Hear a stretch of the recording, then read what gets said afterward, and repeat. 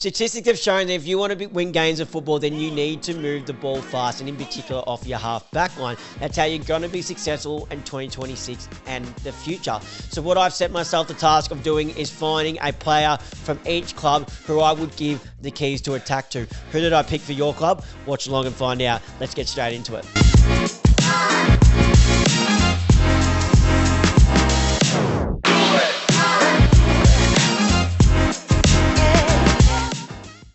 Hello everybody and welcome back to the Up the Guts channel, and with all the season previews being done now, a bit of a different video here today where I'm going to give out my player from each club who I think should have the keys to attack moving forward.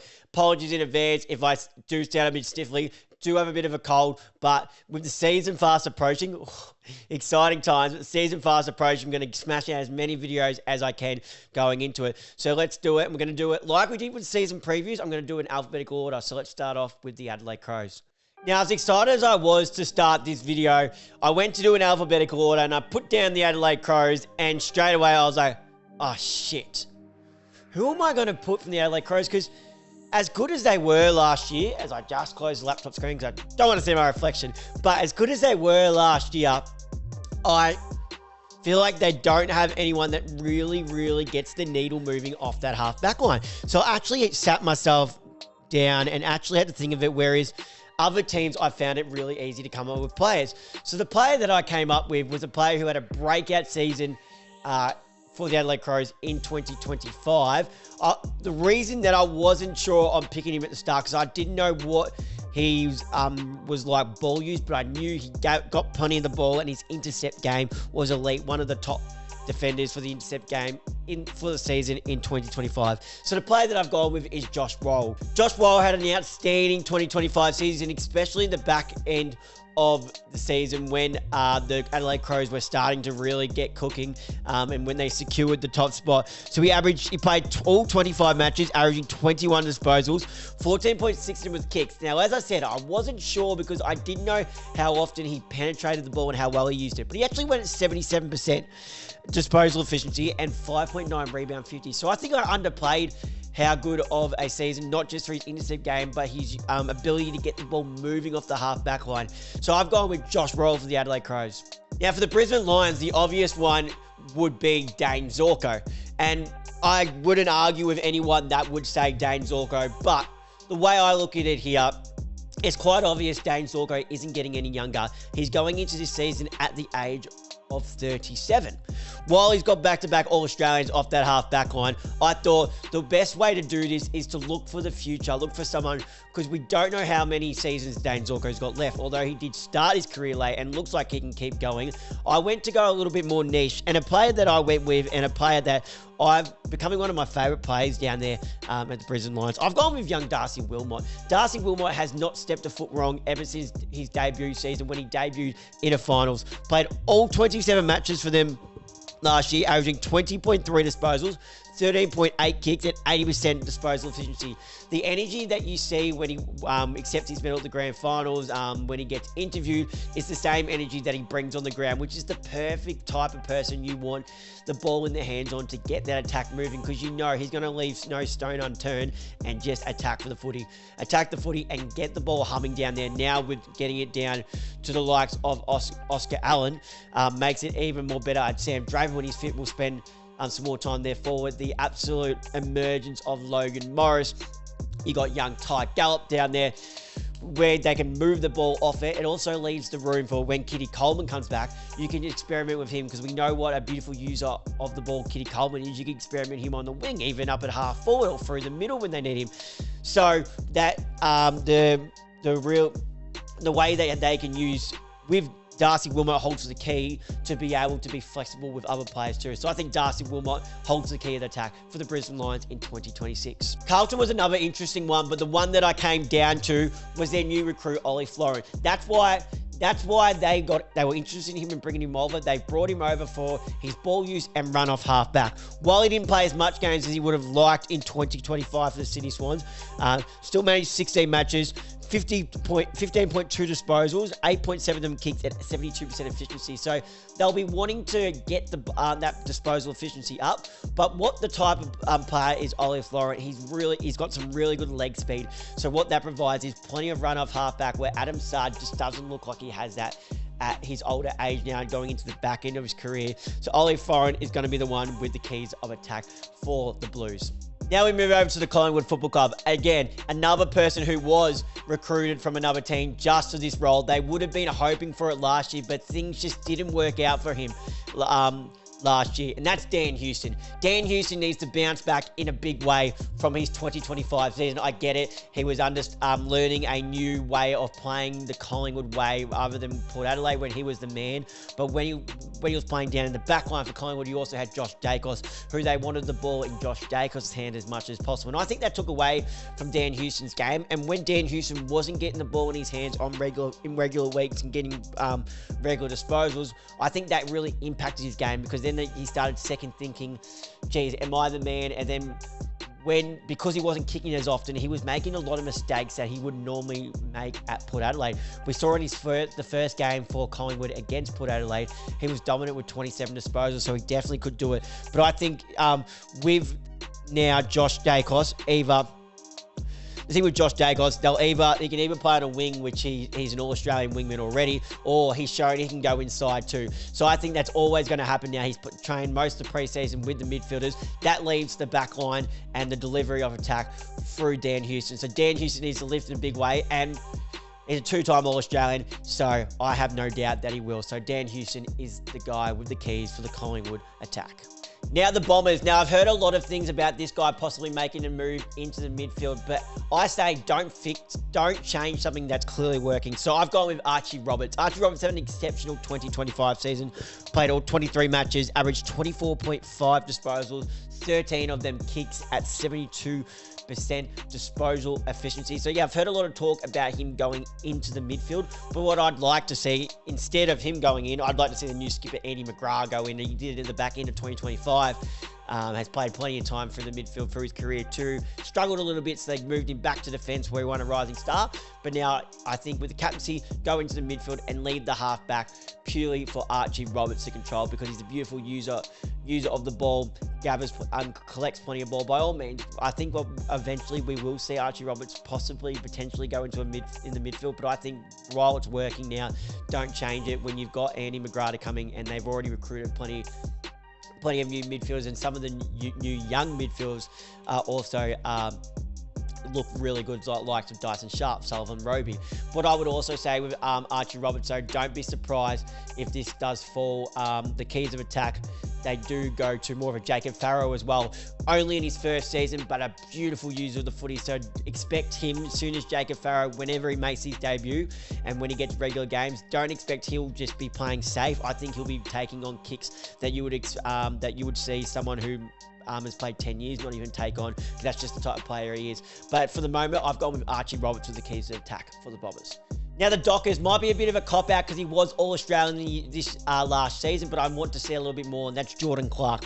When I say I want to see a little bit more, you can't knock the season he had. 24 matches, 24.1 disposals, 15.9 kicks at 78% disposal efficiency, and 5.3 rebound 50s a game, which is ranked elite. But what I think is missing something, I think Jordan Clark, and I think the whole Fremantle backline is guilty of this, is playing it safe too often. I want to see Jordan Clark grab the ball and tuck it under his arm and just go. We know Jordan Clark has elite speed. We saw it especially when he was at Geelong. Pretty sure I remember purely him kicking a goal and we're like, geez, this kid is quick. Back when he was at Geelong, there's like a highlight of it. And I'd like to see that Jordan Clark, because I think that whole backline is nearly almost been instructed to play safe, but not anymore. We know to be successful, the only way is to move the ball quick. Jordan Clark is that man for the Dockers. All right, now we move over to the Cats, the runners-up from last year. And they also have an elite defense, and the obvious one here would be to go Tom Stewart. But like I said with the Brisbane, I wanted to go a bit niche. And when I thought of this player, I wrote him down, right? So I wrote him down, had him in my mind for at least the past week or two. And then he goes out and performs exactly the way I expect him to perform in 2026 in the State of Origin. And I just said, yep, I've got this one right on the money. And that's none other than Lawson Humphries. Lawson Humphries, especially, let's start off with his State of Origin game. And he looked, for Western Australia, he looked steady, he looked calm with ball in hand. He had 23 disposals at 91% disposal efficiency in his first, well, I mean, it was most of their first State of Origin games, but he's representing his state, and he was one of the better defenders for them. 8 marks, 5 intercepts, and 419 metres gained. 490, sorry, not 19. In 2025, 25 matches, 16.2 disposals, and 12.4 kicks at 78% efficiency. He's just got something that I really like. He takes on that kick, but he also backs himself in to run and have a couple of bounces too when need be. So I think Lawson Humphrey is the way for the future here for the Geelong Cats backline and their key to attack. Now, the Gold Coast Suns are special in the fact that they have 2 people who I've chosen here because I just couldn't split them, and I think they both play similar roles. So we'll start off with the first one, and the first one is none other than John Noble. John Noble, after being traded across from Collingwood, had an exceptional season for the Suns. I think he did drift into the back end of the season, drift away, because I would have argued he was, I don't know if he made the All-Australian squad, but he was on All-Australian squad watch, I think, and then he started to drift away a little bit. But really good season, 25.3 disposals, 17.4 kicks at 79 disposals efficiency. He's another one who just backs himself in. If he needs to, he gathers ground by running and bouncing and just backs his kick in. Love the way he bounced back after being pretty much left to dry by the Collingwood Football Club. And the other one is Dan Rioli. Now, Dan Rioli, compared to John Noble, doesn't get as much footy, but when he gets footy, he's creative with his kicking and his run. He had played the 20 matches, averaging 18.6 disposals, 10.4 kicks at 76% disposal efficiency. So he's creative and he's just run and dash, and I really like the way Darren Rioli plays, whereas John Noble is the same, but probably gets his hand on more footy in and amongst it. So the Gold Coast Suns are lucky and special and dangerous in the fact that they've got 2 players who you could give the keys to attack to. So the 2 roommates there for the Gold Coast Suns are John Noble and Dan Rioli. All right, now we move over to the Giants, and the likely one that you would say is Lachie Whitfield, but I've gone with another Lachie in Lachie Ash. Fresh off a best on ground medal for the Victoria in the State of Origin, where if we pull it up here, had 25 disposals, going at 88% disposal efficiency, 7 marks, 9 intercepts, 7 score involvements, 9 rebound 50s, and 498 metres gained, and had a really good breakout season, in my opinion, in 2025 as well, where he played all 24 matches, averaging 27.9 disposals, 18.5 of them kicks. So just picture this, he's averaging just under 28 disposals, but still going at 81% disposal efficiency. Unbelievable that, and 6.3 rebound 50s, which is ranked elite in the competition. So Lachie Ash is without a doubt the likelihood the one to give the keys to, because he's still only young. I'm not going to lie, I thought Lachie Ash was older than he was until I searched him up. So let's pull that one up again.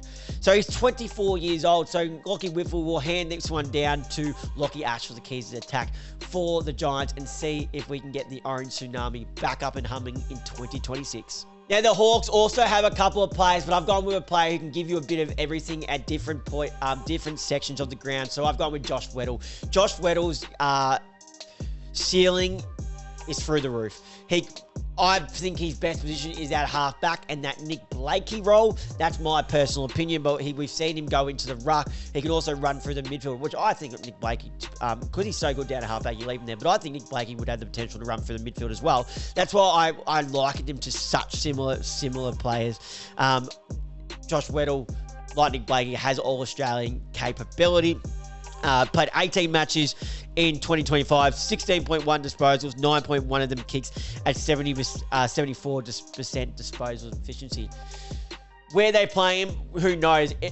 Will they lock down a role? I'm not sure. Will they play in multiple roles? Probably. But wherever he is, I think Josh Weddle is going to have a huge impact on the way the Hawks attack in 2026. Now off to the Demons. I think it's going to be a long, hard year for the Demons. If you haven't already, go and look at my season previews for each one of these clubs. And while you're there, make sure to hit the subscribe button on this as we race towards 500 subscribers. Been going up. The West Coast video went absolutely nuts. So keep smashing that up. Make sure you're smashing the like buttons as well, as I mentioned with the algorithm through my season previews. But with Melbourne, I've gone with Jake Bowie. I'm pretty sure he's injured at the moment, and they do have the potential to move him through the midfield. But I think with Bachaka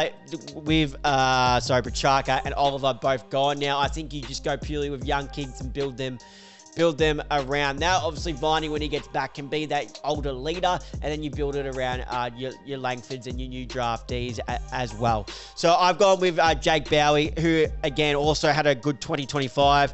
If we pull down here, 23 matches, averaged 22.6 disposals. 15.8 of them were kicks, but used the ball beautifully at 82% disposal from 50. So Jake Bowie's a gem, and I think he's the key to the attack for the Melbourne Demons and get the ball moving. Down to Cosy Pickett, who will make a massive impact as well. But Jake Bowie is the man with the keys of attack for the Melbourne Football Club. Now on to the Kangaroos. They need to start making some improvements. We are sick and tired of waiting. And how they're going to do this is by this man. He will miss a part to the start of the season, but when he gets back, be ready, because he's going to have the competition on watch with the way he moves the ball, because he's going to be playing purely at halfback, and that's none other than young Colby McKercher. Colby McKercher, his best footy has, in only his first 2 seasons, has been at halfback. They messed around with him, pushing him up to a wing. Then when they pushed him back to halfback, he started gathering more of the ball too again. So 2025, he played 23 matches, 14.9 kicks. I haven't got the disposals down there. I don't know why I don't, but it was about 23 disposals a game. 14.9 of them kicks at 76% disposals efficiency. Please, I'm begging you, Clarko. When he gets back, I know Charlie Commons confirmed it, but just don't mess around with him and just leave him there at halfback. That's where he'll do his best damage. You do not need Sheasel down at halfback anymore. You need Sheasel centre forward. Colby McKercher's the new Sheasel down at halfback. So, not Sheasel. Colby McKercher as soon as he gets back in after his injury and he recovers, he has the keys to the attack for the North Melbourne Football Club. Next up is the Port Adelaide Football Club, and I think the obvious one here is he's going to be moved to halfback. We've had the champion data have come out and proved the statistics. I think it is a given that Connor Rosie makes that permanent move to halfback, or at least majority of the season for 2026. Played 21 matches, 27.4 disposals, 18 of them kicked at 69% disposal efficiency. Picture that going up, because he did spend a lot of that time.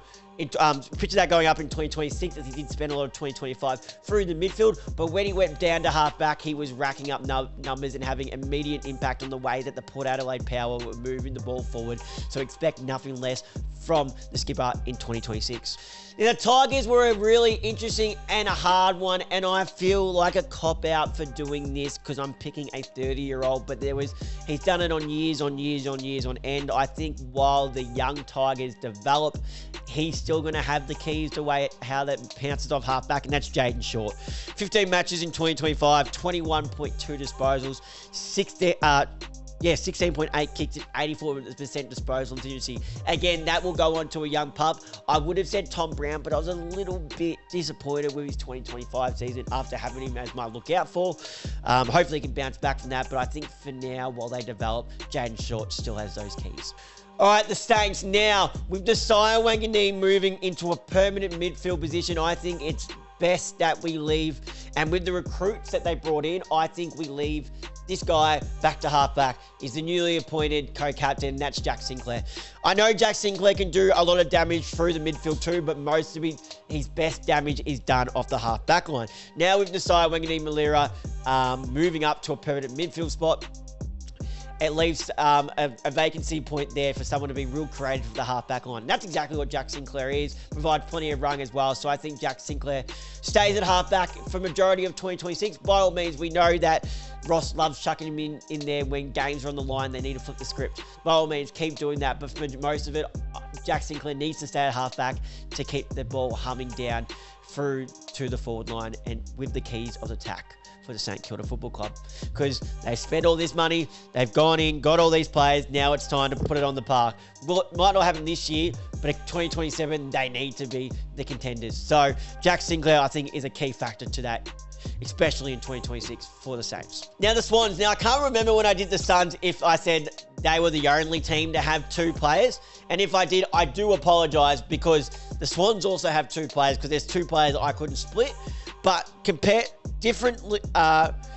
in difference to the Gold Coast Suns, these players play at 2 different parts of the ground. So the first player I'm going to go with is All-Australian last year, Nick Blakey. It's a given. Well, why would I have Josh Weddle compare him to a player with Nick Blakey traits and then not have Nick Blakey for the Swans? It would just be stupid, wouldn't it? So Nick Blakey is an absolute given. 23 matches in 2025, 21.4 disposals, 17.4 kicks at 78% disposal efficiency and 6.3 rebound 50s, ranked elite in the comp. There's nothing you can't not like about the Lizard. Backs in his kicking, but also backs in his running carry to take the game on up the middle of the ground.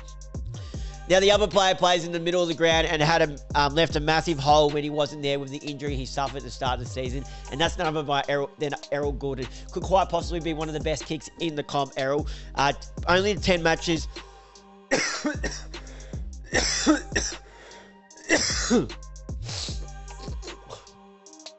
Only the 10 matches in 2025, averaged 26.3 disposals, 16.4 kicks at 71% disposal efficiency. We saw the clip of him delivering the ball to Charlie Curnow in the first quarter of the match just the other day. Absolute clinical, and we know what whether it's out in the wing or the inside tray. I think he might make a move to more inside midfielder so he can get that clearance and moving into the forward 50. But Errol Gordon and Nick Blakey are the 2 from the Swans who had the keys to attack. All right, the West Coast Eagles. This goes to a player who had a positional move in 2025.